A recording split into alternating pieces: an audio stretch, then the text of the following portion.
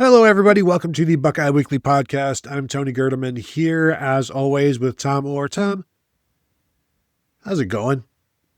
Tony, you remember the backwards episode of Seinfeld where they did everything in reverse order? We're going to do everything in reverse order just to mix things up a little bit on show number 47 of this week. Make sure you are subscribed to the Buckeye Weekly Podcast. Give us a 5-star rating and review there. Make sure you're subscribed to the Buckeyes Tomorrow Morning Podcast. Give us a 5-star rating and review there. Make sure if you're watching on YouTube, you hit the thumbs up on this video. Leave us a comment. If you have questions for us, leave questions in there. We'll try and get to those on a show later in the week. Make sure you're subscribed to BuckeyeHuddle.com. That's where you can find Tony and me and Kevin covering the Buckeyes. We got recruiting coverage. We got Ross and Michael covering X's and O's, making everyone a smarter football fan. Really fun community. The Huddle board presented by Jeff Ruby's Columbus. That's all at BuckeyeHuddle.com. All right, Tony. So this is a listener question show with questions from Michigan.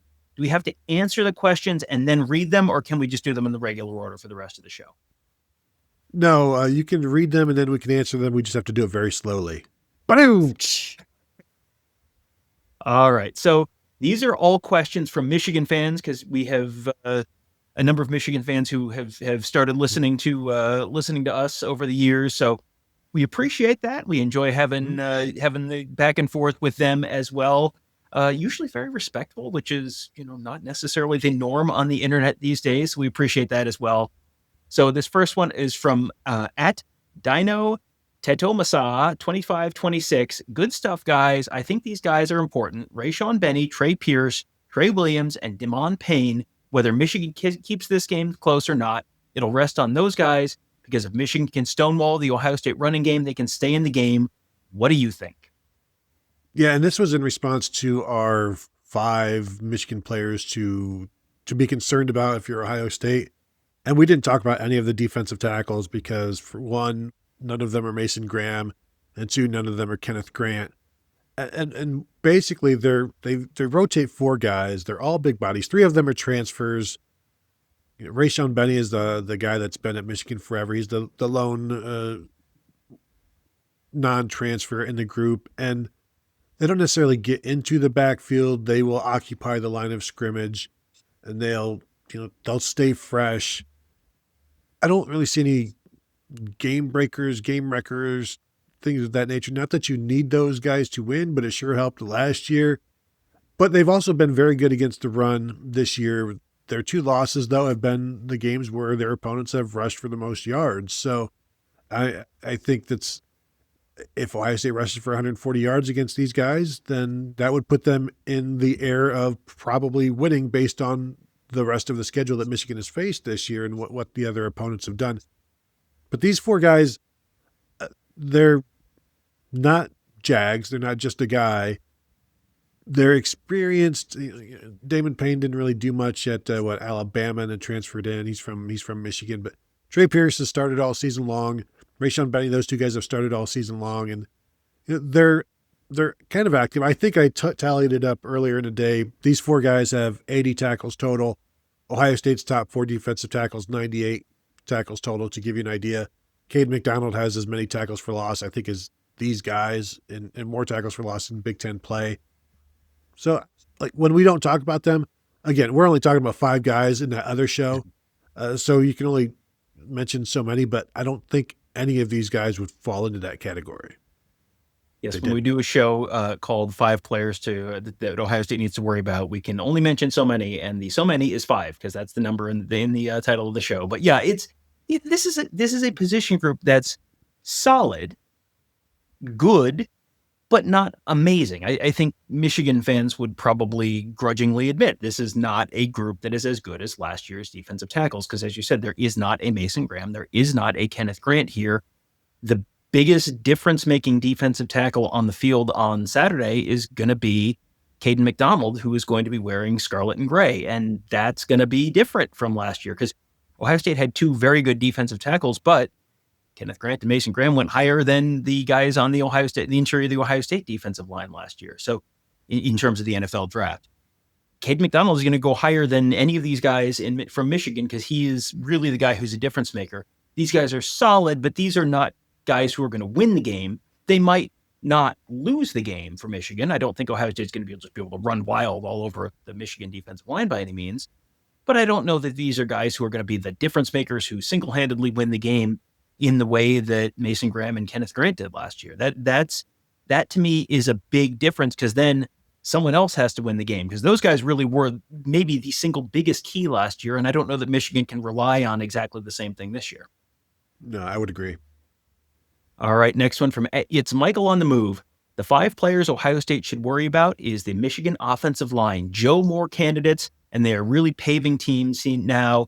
And the team with the most rushing yards always wins the game. That's Tony's stat. You can blame him for that. Yeah, yes. Michigan's offensive line is substantially better than they were at the beginning of the season, and Michigan's offensive line is not miraculously good considering, but they're surprisingly good considering they've got 3 redshirt freshmen on the offensive line. And the fact that you've got 3 redshirt freshmen on the offensive line and it looks like this means the offensive line, if you can keep those guys, then you are going to have a Joe Moore Award offensive line in a year or two. I don't think you got a Joe Moore Award offensive line right now. They're good, and they are mollywomping bad defensive fronts. They push Maryland around quite a bit. They push Nebraska around quite a bit. You're not playing Maryland or Nebraska on Saturday. This is going to be the best defensive line that Michigan has probably played all season. Certainly going back to Oklahoma, if that might be the last time. And this Michigan offensive line got whomped at Oklahoma. They're a lot better than they were at Oklahoma. They've had some injuries. I mean, Evan Link went down since then, so you've got Frazier at left tackle, but it's not a dominant Michigan offensive line. It's a good Michigan offensive line. It's gone from a boy, this doesn't look like a Michigan offensive line to this looks like an average Michigan offensive line, not necessarily a difference-making Michigan offensive line. That's one of the things as we're sort of putting together what do we expect on Saturday. That's one of the things where Michigan has won so many of these recent games in the trenches. I don't know that they have quite the defensive line they've had. I don't know that they have quite the offensive line that they've had in some of these recent years. This year, I don't know if they can rely on that to win in the way that they have in some recent games. Well, they keep pounding the rock, and eventually the rock breaks, and there goes a 50-yard scamper for Jordan Marshall. I don't think they're going to change that. I mean, they are what they are, and they're going to do what has gotten them there. In terms of the rushing battle, Tom, you've also written about this, so don't throw it on me. I mean, this is looking at November 25th, 2019 by Tom Orr at theozone.net, Ohio State versus Michigan, run the ball, win the game, where you posted one of my tweets from 2018 that said, and I assume this is still true, the last time Ohio State beat Michigan while being outrushed by the Wolverines was 1994. Mm-hmm. The team that wins the rushing battle has won the last 18 games, and you went on to correctly say, yeah, it's more important to look at the yards per carry, and in which case, even whoever does the best in yards per carry from 2002 to 2018 won the game. And there was one time in there where it was they both went 4.0 and 4.0, and that was 2012. Ohio State pulled that one out. But I think the sneaky thing here that we've talked about throughout the week is Ohio State, if they're winning and then just wanting to run the clock out, then that goes to all of these games where if you're winning and you're winning by 2 scores and you want to run the clock out, you're going to run the ball. And you do that well enough, and boom, you've won the rushing battle. Now, did you win the rushing battle to get that lead? Not necessarily. You win the rushing battle by keeping the lead, holding the lead, and trying to run the clock out. Now, can you win the game through the running game? Yeah, I mean, we've seen Michigan do that, and sometimes they win it with in the fourth quarter when you bust out 170 yards on 2 carries by 180 yards by Donovan Edwards and 22, I think it was. So, did you win the running battle before then? No, it was Ohio State winning the battle until that point. So you keep doing it, and Michigan has cracked the code and gotten those yards. But I think there are many ways to win the running battle, And it's not by running the ball more through three quarters. Right. Is And one. that's one of the reasons that when I wrote that and then Tony later stole it from me, it was because it was on a yards per carry basis. Because yards per carry adjust for the fact that if you're winning, it can become a chicken and egg thing where if you're winning, you're going to run the ball more. So therefore you have more running yards. But if the opposing team knows you're going to run the ball, then they're sort of adjusting for that. And so, if it's whoever runs for more yards per carry, and really that's just a proxy for who is winning in the trenches. That's really what that stat is. It's not really about you have to run for more. It's just really who's winning in the trenches. And if you're winning in the trenches, eventually you do. If you're winning in the trenches consistently all day, eventually you do wear down the opposing team, and eventually you do bust that big one at the end to, that does bump your yards per carry up. So yeah, you don't have to, that doesn't mean you have to run the ball 30 times in the first half or anything like that. I don't think either of these teams is going to do that. But it's something that is sort of more of a, it's a different way to look at this. But it all comes down to the same stuff that, when we were sitting in the press box and old former Ohio State head coach Earl Bruce was sitting behind us, what is he's banging his hand on the desk and you got to run the ball. Why aren't you running the ball? You got to run the ball to win the game. It's like, yeah, he's right. But it's really just, it's more of like, that's a proxy for what you have to do to win the game, which is win the game in the trenches. Maybe this summer I can do a project of who's running the ball better through three quarters and what's their record. And just like, is it just because how many times is it just because you're running the ball out in the fourth quarter that you've finished with more yards? Yes, whoever wins has more yards, but that doesn't mean you need more yards to win. That's just, that's just how things have worked out, but they haven't needed to because we've seen Ohio State come very close with fewer rushing yards and almost pull it out. And it's like, did Kyle McCord throw an interception because they didn't rush for enough yards? Is that what you like? No, it's just a bad throw. All right, next one from @TreeDog6996. Boy, those could be years of two real big Michigan wins in this series, 1969 and 1996, or it might just be numbers. He says, leaving Jordan Marshall off the list of the 5 impact players that Ohio State needs to watch, be worried about, is a mistake. I respect your assessment even as a Wolverines fan. However, I think Jordan Marshall is more of a problem for Ohio State than Andrew Marsh. Jordan is not just a good running back. He's the unspoken leader of the offense. And if he has a day, y'all are cooked. Well, and we did, when we were talking about these names, say we're not putting Jordan Marshall on this list because he's questionable.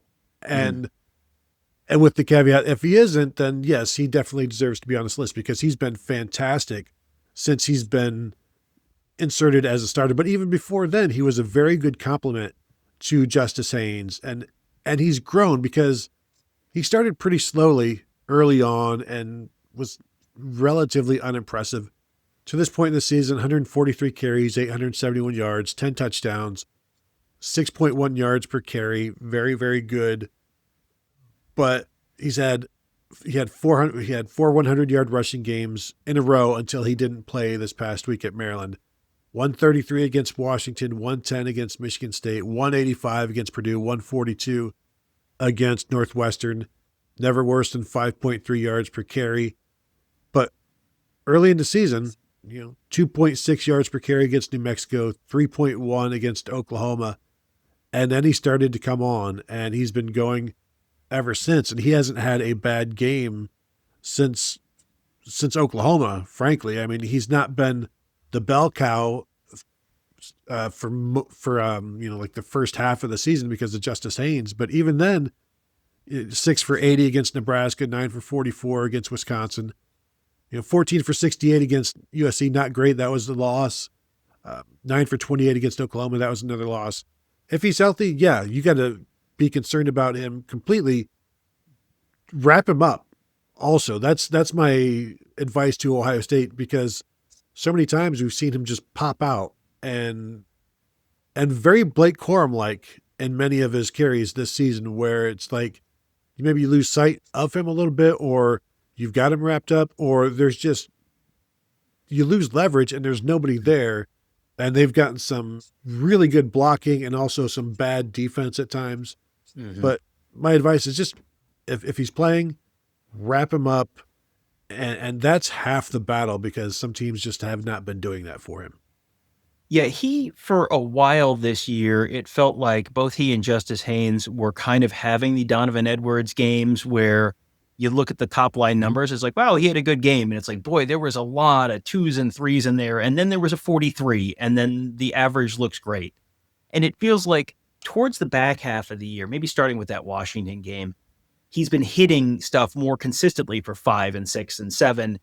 And then he ends up with 7 yards per carry, and it's not, well, yeah, he had an 85-yarder in there, but the rest of them, it was kind of 3 yards per pop. He's been a little more consistent. Now, to your point, they've also played the number 85 and number 86, I think, defenses in SP Plus right now in SP Plus defense in the last couple of weeks. Michigan State is 85 and Purdue is 86. So you've been running against bad defenses, which also helps. And we're not trying to denigrate Jordan Marshall because we've had a lot of these same conversations about the Ohio State running game, where the Ohio State running game has looked so much better in recent weeks. How much of that has to do with the teams they're running against? And the answer is, I think we'll find out on Saturday. Can Ohio State run the ball the way they have against UCLA and Rutgers? Can Michigan run the ball the way they ran it against Purdue and against Michigan State?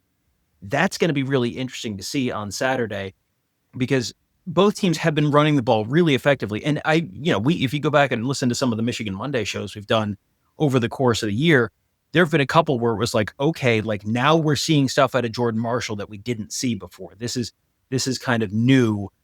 He has absolutely been running harder and running better since he's kind of been the main back. And maybe that's just sort of being able to get into a rhythm a little bit more. But Bryson Cusdall was kind of that way. Bryson Cusdall, when there was no Jordan Marshall against Maryland, Bryson Cusdall was running hard, and Bryson Cusdall was hitting the holes and getting the edge and all that. So, I think Michigan has a pretty good stable of running backs, even if they were not all super, super mega hyped guys coming out of high school. I think you're going to see a solid game out of Marshall. How healthy is Jordan Marshall? Like, I know he could have played against Maryland. I know he's not 100%. He's almost certainly not 100%. So, you've got a shoulder. I go back to, this is not necessarily the same shoulder injury, but when Maurice Clarett was at Ohio State, once he had a shoulder problem, then he would play, and then he'd have an issue, and then he was out, and then you'd be without him for 2 quarters or without him for the rest of the game. I don't know how healthy Jordan Marshall is. That to me is one of the big question marks for Michigan, because if he's healthy, great. If he's not, that makes things, that takes away one of their big weapons. And along with that, and something we didn't talk about when we did the Ohio State offense versus the Ohio State defense versus the Michigan offense show, is Max Bredesen, the fullback tight end. His presence out there impacts Jordan Marshall or whoever else is running the ball as well. So without him, that's also a hindrance for the Michigan running game. Yep. All right. Next one from @Hewitt Lloyd 1800, Michigan fan here and longtime follower of you. Well, he's got 3 here. We'll take them one at a time. Does Brian Hartline stay at Ohio State forever? Parentheses, hope not. I think the answer to that is probably no. Probably. He's interviewed for a couple of head coaching positions at other schools over the last few years. And I think that was a little bit of an exploratory kind of take a look around kind of thing. And I think he's perfectly happy at Ohio State, but when you get to a certain level of the profession, you probably are looking, at least considering, do I want to run my own program? But I think he's also right now in a spot where he's in a good place. He's at his alma mater. He's in his home state. He's in his wife's home state. They've got a young family. He has just gotten a new position this year as the offensive coordinator and play caller at Ohio State. He's got a nice little raise to go along with that. He can absolutely stay in that role for another few years. He's kind of got the, wide receiver recruiting pipeline going where, as a position coach and a play caller, he's got some pretty fun weapons to work with there. So I don't think he's going to be rushing out the door to go take the first job that's open. I think he can wait for a good opportunity. Now, what's a good opportunity? If I would have said before the year, Scott Satterfield is probably on the hot seat at Cincinnati. That might be a good spot to go.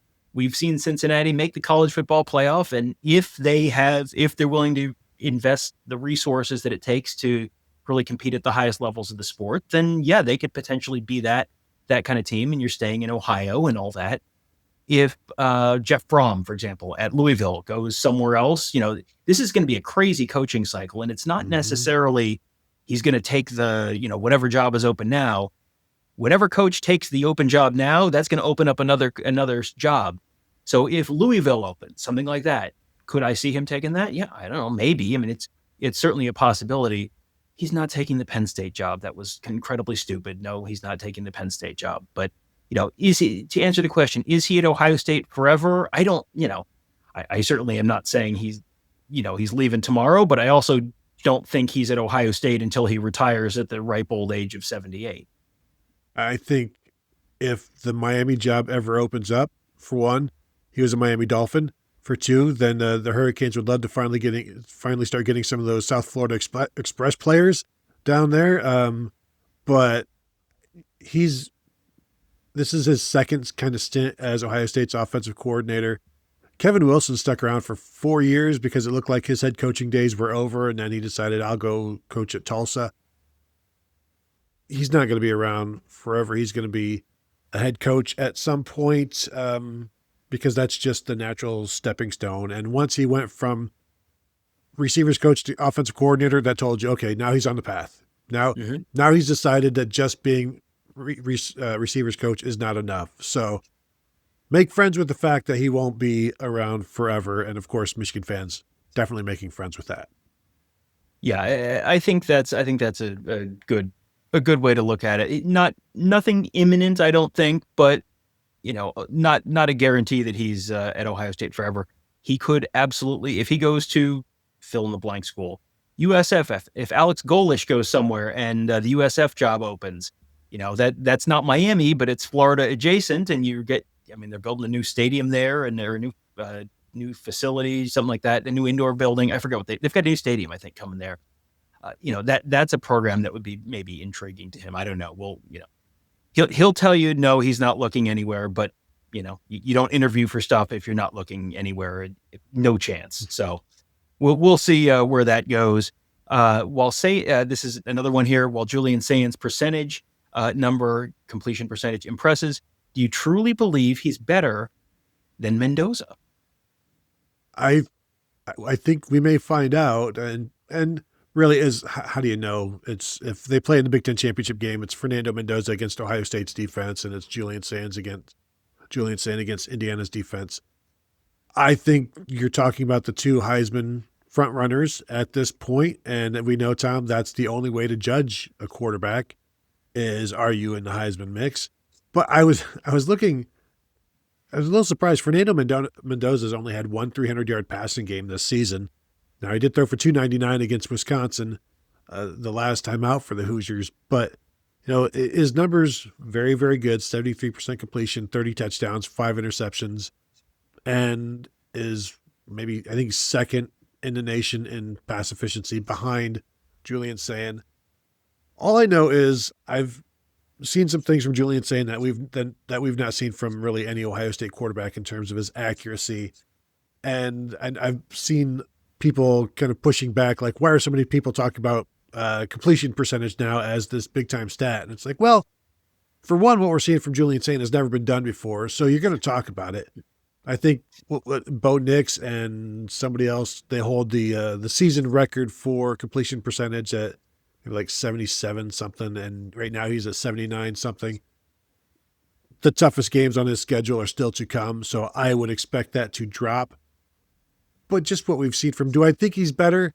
He's younger. Fernando Mendoza has done more. He's like, if you're down 5 and you've got a minute 30 to go, which quarterback do you want? Well, Mendoza's done this several times, did it at Cal, has done it in Indiana. You might just go with him out of the fact that he's done it before. You might, but when he's had to do it at Indiana, a couple times, it's been a result of the quarterback who was playing for Indiana earlier in the game. I forget his name. Throwing terrible interceptions and making terrible mistakes and setting up the guy who, the relief pitcher who comes in off the bench, Fernando Mendoza, to heroically save the game. Who was the guy earlier? Doesn't matter. That's not what narrative is about, Tony. Narrative is about the end of the game. This is one of these. Yeah, we'll see. Like, this is a Julian Saint's Heisman campaign really starts this Saturday. It's all like, it's such a stupid narrative driven award. It's supposed to be for the most outstanding college football player. It's for the best quarterback on a top 5 team who does something cool in a game at the end of the season. Like, that's really what it is. And, we have a long-standing position on this show that it is maybe the single most overrated award in sports, but that's neither here nor there. You're going to find out what Julian Saint is made of this weekend in Ann Arbor. And if he handles that, next weekend in Indianapolis. And if you've got Julian Saint and Fernando Mendoza on the stage, on the field together, whichever one of them is up on the stage after the game with the confetti falling, you might as well hand him the Heisman Trophy right now, because that save everyone the trip to New York. Will save everyone the carbon offsets for the plane trip, all that kind of stuff. Just give him the Heisman Trophy. Whoever that is standing on that stage, that's who's going to win it. Well, and the Downtown Athletic Club doesn't even like having too many finalists because it costs so much to get them and to keep them up. So just have somebody at the game, as you said, and here you go, along with the Big Ten Championship Game MVP award, and throw in the silver football as well. You have to name the Heisman Trophy for two players who were in the Big Ten, in the traditional naming of Big Ten awards. So it has to be they'll name it for the Griffin Woodson Award for the most outstanding quarterback of a top 5 team. All right, last one here. Will Buckeye heads explode with another loss, big if, to Michigan, or does last year prove all is not lost? To me, Tony, I think, and this is very easy to say in the cool, rational light of the midweek. It's very easy to say, well, Ohio State fans know that you can lose to Michigan and still reach your ultimate goal of winning the national championship. You just saw it last year. Frankly, there's been plenty of conversation about the fact that loss to Michigan was the best thing that happened to that team last year in terms of setting them up mentally and in terms of making the difficult changes they needed to in the lead up to the college football playoff.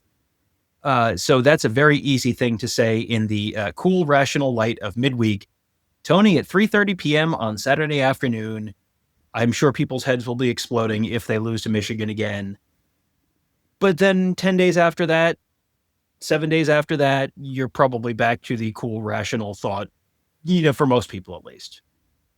Yeah, and we've talked previously about a poll that I put because of a listener question that we got. Would you rather beat Michigan and not win a national championship, or lose to Michigan and win the national championship? Lose to Michigan and win the national championship. That option won out 59% to 41%. After all votes were tallied, 60% of Buckeye fans would rather lose to Michigan and win a national title. 40%, they want that Michigan game this year and they don't care what else happens, or at least that's what they say on the internet. Some heads will explode. There will be some goo on the sidewalks and in random living rooms and man caves and whatever. Yes, some people will want Ryan Day fired regardless of what happens after this and what happened before this. They will want him fired. That is just the nature of being part of a rivalry. That's why we love rivalries. That's why you can also hate rivalries, but as they say, learn to love it, learn to live it, and all of that good stuff, because that's what we're in right now. That's the way of the rivalry world. So, Tom, please say that 5 times fast. That's the way of the rivalry world. Thanks. I'll do that later off the air. I would like the 41% of people who would prefer Ohio State to beat Michigan and not win the national championship. I'd like them to put their names on it, and then I would like to revisit this with their Twitter accounts. If Ohio State wins, and then whatever happens to the Big Ten championship game, and then they lose in the college football quarterfinals against Vanderbilt or someone in the Rose Bowl on January 1st, I bet everyone who says that is going to say, you know what? Great season. We beat Michigan. So everything was, listen, which program hasn't lost to Vanderbilt in the Rose Bowl? I'm sure it will be taken with calm, reasoned, measured expectations and measured responses, just as everything in college football seems to be. And that's why we love it. It's the best sport going because of the calm, reasoned fan bases and all of that good stuff. So that will do it for this episode. We've got some more Michigan fan questions that we did not get to. So if you have not heard your question, we will get to it. We've just, we've only got so many hours in the day, and this is the last of them. So that will do it. If you want to hit the thumbs up, we'd appreciate that. Subscribe to the channel, hit the bell to be notified. 5-star rating and review on the podcast. Tom told you all of that at the beginning of the show so that I wouldn't have to do it at the end of the show. So I'm going to stop right now, say thank you all for tuning in, and we will talk to you all later.